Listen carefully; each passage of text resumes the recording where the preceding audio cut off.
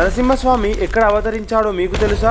ఏపీలోని నల్లమల్ల అడవుల్లో ఒక స్థలం ఉంది, అహోబిలం. 9 నరసింహస్వాముల నేల. అహోబిలం అనే పేరు ఎందుకంటే ఆ అవతారం ఎగువ అహోబిలంలోని పవిత్ర గుహలో జరిగింది. ఈ స్థలంలోనే నరసింహస్వామి హిరణ్యకశిపుణ్ణి స్తంభం నుండి వచ్చి సంహరించాడు. ఆ గర్జన ఈ రోజు వరకు వినిపిస్తుంది. కానీ అందరినీ ఏకం చేసే కొండ సులువు కాదు. దట్టమైన అడవులు, జారుడు గుహలు, ఒక్కసారిగా వీచే గాలులు. భక్తులు అంటారు స్వామి తనే పరీక్షిస్తున్నాడు తన భక్తులని అని. కానీ ఆసక్తికరమైన విషయం ఏంటి అంటే అడవిలో మృగాలు కూడా భక్తుల్ని ఏమీ చేయవు. ఎలా ఉంటుంది అంటే అవి దేవుడి ఆజ్ఞలో ఉన్నట్టు. 9 అవతారాలలో జ్వాలా నరసింహస్వామికి ఎక్కువగా భయపడతారు. ఎందుకంటే స్వామి కోపానికి ఆ విగ్రహం చుట్టూ గాలి కూడా వేడిగా మారిపోతుందంట. సైన్స్ చెప్తుంది మూఢనమ్మకం అని, కానీ అక్కడ ప్రజలు చెప్తారు స్వామి అక్కడే తిరుగుతున్నాడు అని. అహోబిలం అడవుల్లో స్వామి గర్జన ఇంకా ఉంటుంది.